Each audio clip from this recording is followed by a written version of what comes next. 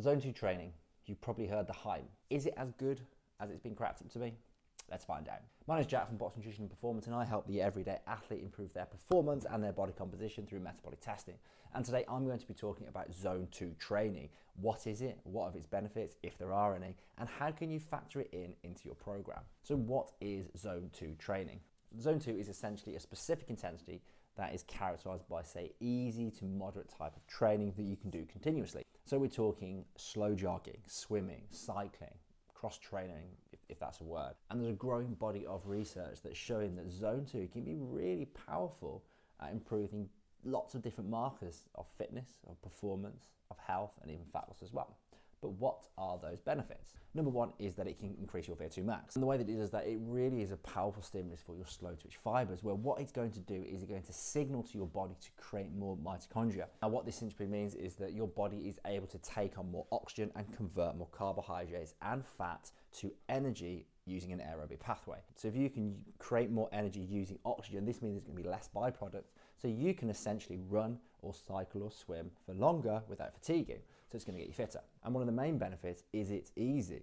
And because of this, you can do more of it. And we know time and time again, people who do more volume when it comes to endurance training will reap better benefit. This is the benefit that I really see with people that come in for testing, is that people who do a lot of this easy training, do lots of volume, they improve their ability to clear and produce lactate. So when you start exercising, you produce a little bit of lactate. However, we can easily recycle that and use it as energy. The issue is, however, as you start increasing intensity, you're going to start producing more lactate. And then you're going to get to the point, your lactate threshold, your anaerobic threshold, where you're exponentially producing lactate and you can't simply clear it quick enough. This leads to this acidosis within the muscle. You're not going to contract your muscles as well, and you simply have to slow down.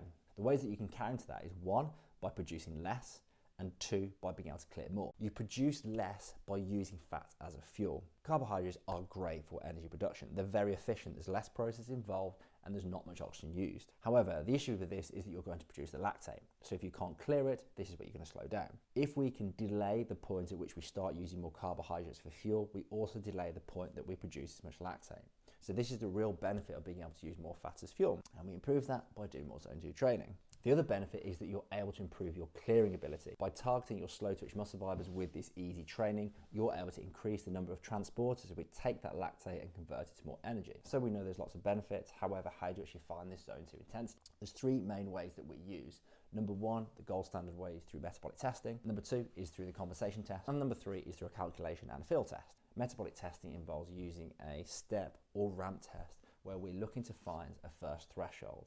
This threshold is either known as the ventilation threshold 1 or the lactate threshold 1. What we're looking for here is when there's an obvious jump in lactate production or carbon dioxide production. And all that this represents is a threshold where you go from an easy type of exercise to a moderate type of exercise. This threshold also correlates with the point at which you use the most amount of fatty acid. And we know when you start going beyond this threshold, you're going to start recruiting more type 2A muscle fibers. So by establishing this first threshold, we can make sure that you maximally target your type 1 muscle fibers and get some of the benefits aforementioned. The second method is the conversation or talk test. And all this means is that whilst you're performing at this intensity, you should be able to hold a conversation comfortably with the person next to you, whether you're riding or whether you're running. The next way is to use a calculation based on either your max heart rate or the Maffetone method. And the way to establish your max heart rate is not 220 minus your age, because that's nonsense, but it's simply keep running up a hill until your heart rate doesn't go up any higher. You can get a little bit more technical with this, but I find that's the best method. The Maffetone method is where you simply take 180 and you minus your age, and that should give you this ventilation threshold or the top of Zone 2. However, after conducting hundreds of these tests, I can categorically say this does not work for everybody. I'm not saying it is bad, however, ultimately it's still a guess because everyone is different. So we know the benefits of training Zone 2. We know how to establish it, but how to actually fit it into a program.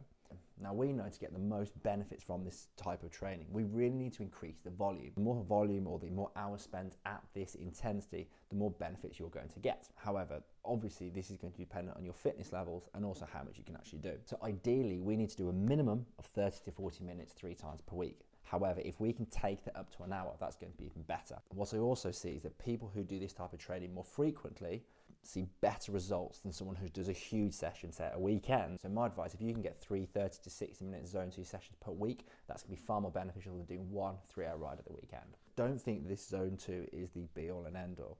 This just forms one piece of the puzzle when it comes to putting together a plan for improving both fitness and fat loss. The best training plans combine a mixture of intensity, so low intensity zone 2, as well as some high intensity work as well, and not to mention strength. Your fitness, your preference, and your schedule will ultimately depend how you pull these different elements together. So to sum up, zone 2 training is an easy intensity which provides a number of health and fitness and fat loss benefits. Knowing your aerobic, your ventilation or lactate threshold 1 is the key to knowing the intensity to work at this zone 2. The best way to test this is through metabolic testing, so a VO2 test or a lactate test. However, you can also use a conversation or talk test, or the other ways you can use the Maffetone method where you're taking 180, minus your age. So give it a go. It'll be interesting to see what method you use, how it's benefited your training or how it hasn't benefited your training in the comments below. So until next time, stay healthy.